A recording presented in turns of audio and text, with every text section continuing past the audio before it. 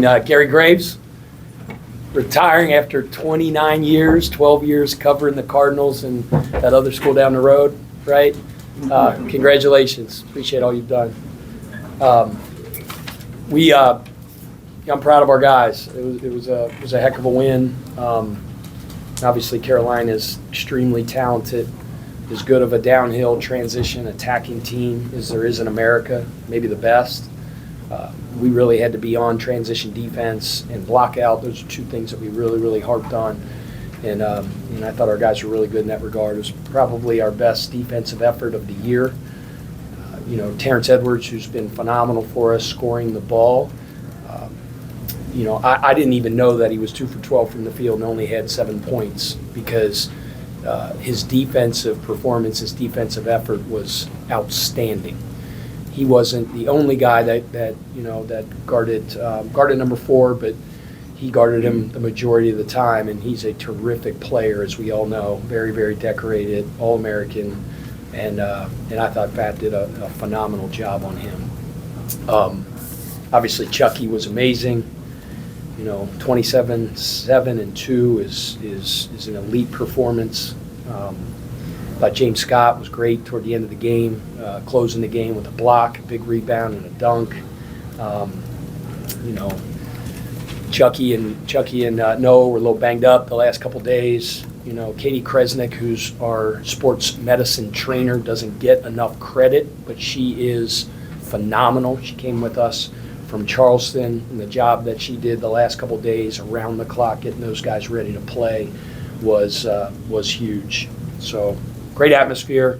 Crowd was amazing when Rain hit that shot. It was that yum roar that I've talked about so much since I got here, and it was a major impact on the game. So I want to thank everybody for coming out and the job that they did being a true factor in the game. No questions? Gary, do you want the first one? Sure, why not?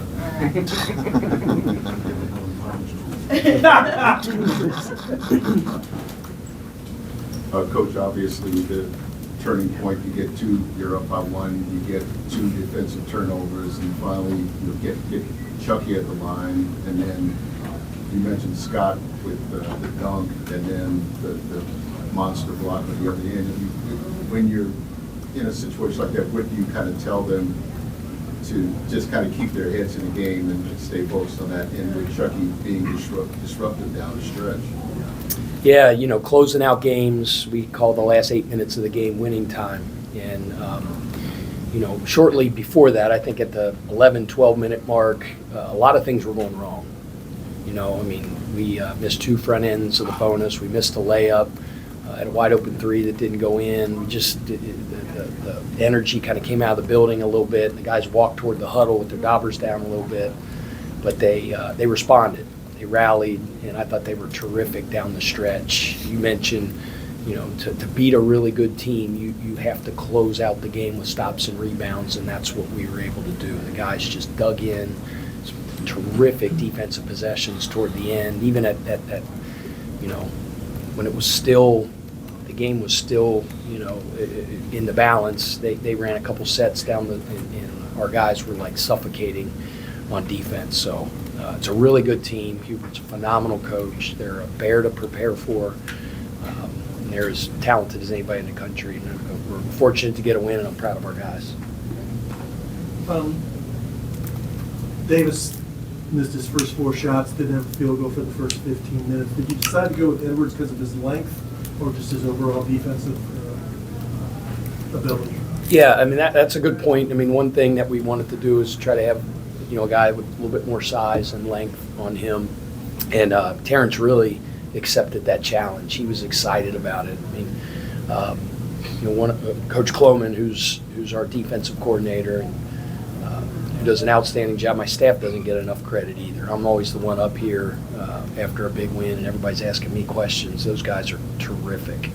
And Mike Cassidy called that set down the stretch when Rain came off that little baseline exit screen. It was an unbelievable call. But Brian Kloman, the defensive coordinator, called me last night. He goes, "Man, Fat's called me several times, and he's texted me, studying the scouting report, studying video, and little nuances that he's seeing." So that dude was locked in, and he had an amazing performance. Wow.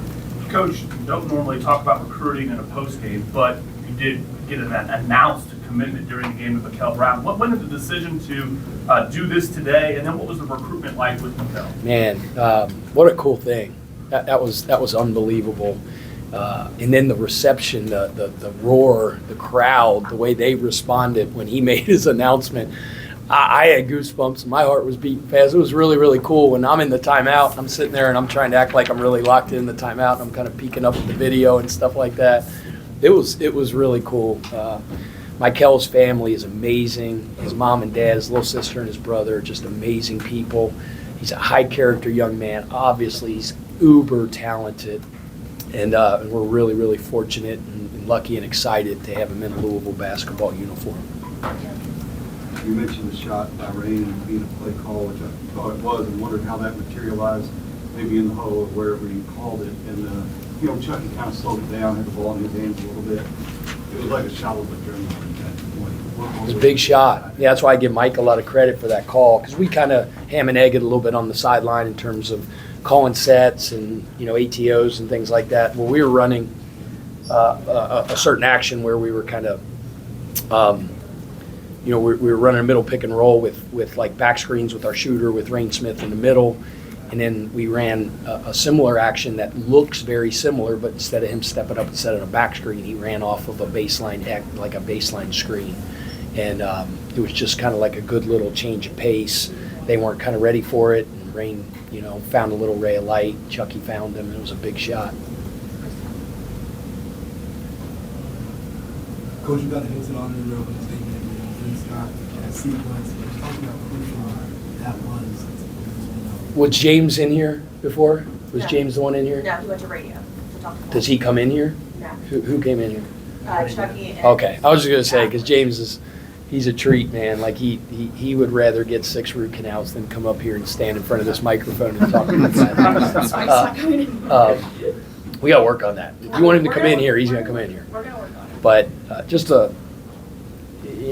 you guys probably know. I mean, James came with us from Charleston. I say it all the time. He's so much fun to coach. One of my favorite players ever coached, just because he's just so bought in. He is a voracious film watcher. He's just an unbelievable student of the game with a really, really high IQ. He plays hard as crap. He had 7 offensive rebounds the other day. He had 8 rebounds today. And then just was a closer today on the defensive end. That block was sick. Big rebound, big step back dunk. He was really good. And then, I want to make sure I mention like Kanai too. Two of the young guys on our team.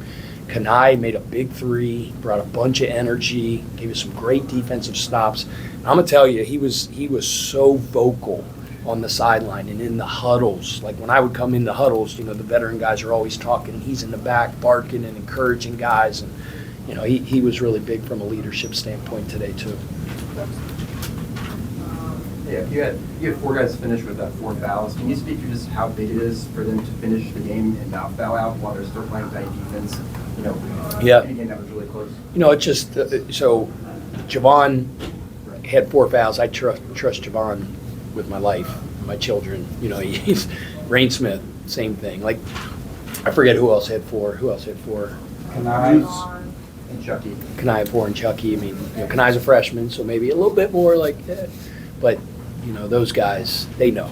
They know, and they know how to continue to defend, but do it in a way without fouling. Try to play a little bit offense, defense, where we're pulling guys out just to try to keep them from fouling. But I trust those guys. They do a great job in those situations.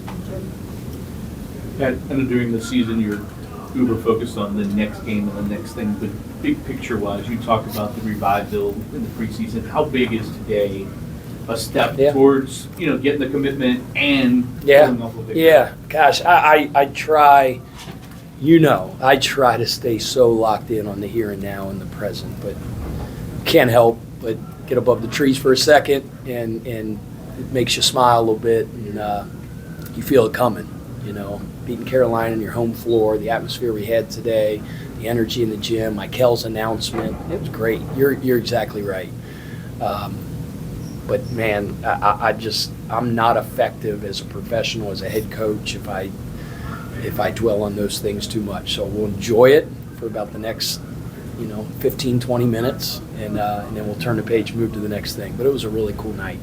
I love that revival. Every once in a while, I'm in the middle of the season. The other day, I didn't even know it was New Year's Eve. We got to the press conference, and somebody asked me, I forget who it was, "You gonna watch the ball drop tonight?" And I was like, "Oh crap, that's tonight." So just really, really locked into what we're doing. But every once in a while, when I'm driving home, I'll put in Zach Bryan, and I'll put the revival song on, and gets me going. As you guys know, it's not hard to get me excited, get me fired up, but I do listen to that periodically. And since you don't look ahead, I'm going to kind of try and parse this. If the tournament started tomorrow, Cool. how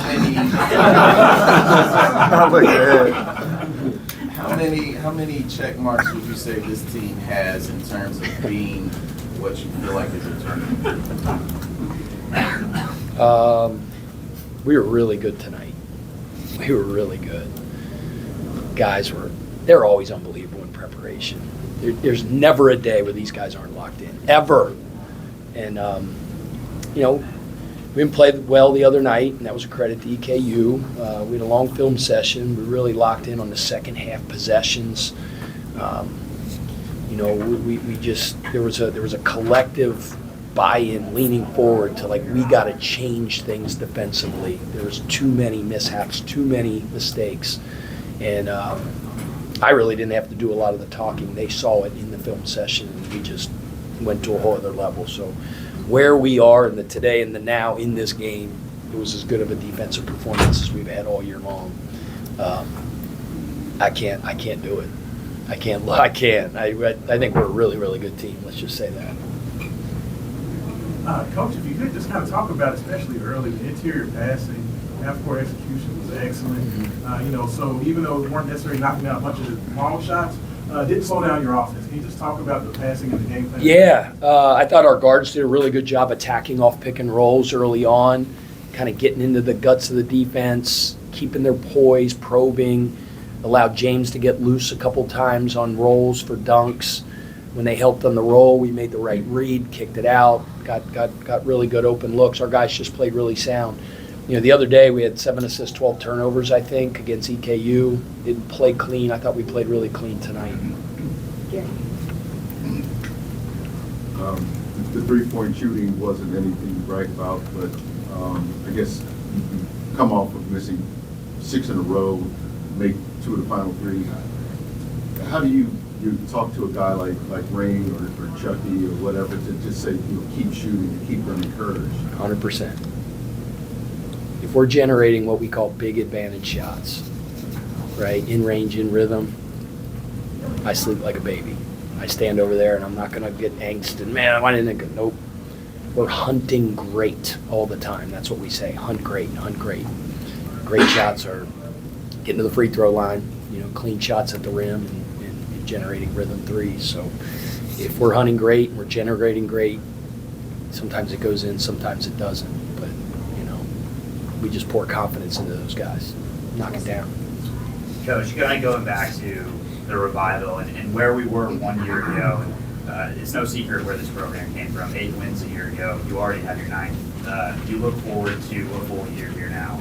Kind of talk about where that value is for you, to be at this point already and to see the reaction of the fans and the way that they've kind of welcomed you here. And is this emotional for you that you've been able to get to this point on New Year's Day already and kind of get that impact? It's just like the question about looking forward to the NCAA. We don't look back in the past either. This edition of the Louisville Cardinals is a fun team to watch, and I think you talk to the fan base, and I think they would say that. We're so proud to represent this city. I call Louisville home now. This is where our roots are planted, and it's a special place. And Louisville athletics is very, very important. Obviously, give a big shout out to football for their huge win. Coach Brown came out. I couldn't help it. I just ran out and gave him a big hug during the timeout when they came out and got honored. But we're trying to do our part. Louisville basketball obviously is a storied program, and we got the job 9 months ago. You know, our charge was to climb and build and put this program back, you know, at the top of college basketball. And we said the way we're going to do it is to be great in the present moment, to stay locked in on the process, and that's what we continue to do. And I love the trajectory of our team and where the program's going. Obviously, like Jody said, a couple great things happened tonight. Beat Carolina here. Mikel makes his announcement. You know, that's sounds like the revival to me. Let's keep it going. Speaking of his announcement, how difficult, he talked about wanting to do it tonight and wanted to do it here in front of the fans. He's going to play here. How difficult for you was it not to scream to everybody that you had him a month and a half, 2 months ago when you did? And I'm a pretty good secret keeper. Like, my wife gets so mad. Like, I'm not, like, why don't you tell me that stuff? Like, you know, I don't know. I mean, I wanted him to do it, you know, yes, it's been hard. I mean, I know he had committed and all that stuff, but until it's out there, you know, I couldn't wait. I couldn't wait. So it was a big moment. It's a big moment for him and for the family and for our athletic department, for our university, and for our basketball program. And about your staff and the recruitment. Yeah, I mean, I told you before, we get the win, everybody wants to talk to me. Hours and hours and hours and hours, blood, sweat, and tears goes into recruiting. You know, it is, what do they say? It's like breathing. You do it every day, you die. Or it's like shaving. You do it every day, you look like a bum. I guess I got to watch what I say because I don't shave every day. But yeah, our staff just works their butt off. They're diligent. They're organized. They're ridiculous with their network and building relationships, selling our program. So, you know, huge shout out to our staff for that huge accomplishment of getting Mikel in a Louisville uniform. Yeah. After one of the games in the Bahamas, you mentioned wanting to make this team a point guard. When you bring in a kid like Mikel, can you just speak to just how crucial it is to kind of have like a foundational piece in that class? Like he is a point guard, kind of things he brings. Yeah, I like the sound of that. Point guard, you. Chucky's set a pretty good tone. I mean, there's been some great ones. I mean, there's one on my staff. We could go all the way down the list, and I don't want to start mentioning them because I'll miss some people. But this year's PG, you know, it's pretty good. He was amazing tonight, and you know, I've been blessed to coach some of the best point guards in the world. You know, Ish Smith, love him like a son. Jeff Teague, Chris Paul. You know, you could keep going at Chandler Vaudrin, who's like a son to me still. Little Keon Johnson. I mean, gosh, now I'm going to miss somebody, and I'm going to be really, really mad. But I've coached some great ones, and you know, and I think Mikel is special. He's a special talent, and he's a championship point guard, just like Chucky Hepburn is. So I think that was probably a big part of Mikel's decision. I mean, you'd have to ask him that, but you know, I'm a point guard. I missed 1,000 points by 867, but I think our system is, you know, it's a fun system to play in, and Chucky has absolutely thrived, and I'm sure Mikel sees that same thing. Pat, obviously there's, as Gary noted, a lot of talk about the three-pointers, but in looking at the stats, you out-rebound them 43-37. You get 10 offensive rebounds that lead to an 11-2 second choice or second chance advantage. How important is it that you not just get up a good quality shot, but you're able to get that offensive rebound off of those to get that second chance opportunity? Yeah, we're an offensive rebounding team, and I think that is a stat, and that's a thing in basketball that's based on toughness and grit. I say it all the time. But, you know, you have to be careful against Carolina because, man, you go to the glass and you don't get it. You got guys behind the ball, and, man, it is a absolute downhill avalanche in transition. So, you know, it's what we do. We're not going to change what we do. But we had to give relentless effort going to the glass to get those second shots because those are killers, man. Those are demoralizing for a team when they guard, get us to miss, and then we get one back. But then we had to get back and guard in transition. But very good rebounding team we are, and so is Carolina. But on both ends of the floor. That's been a strength of ours this year. All right, thank you.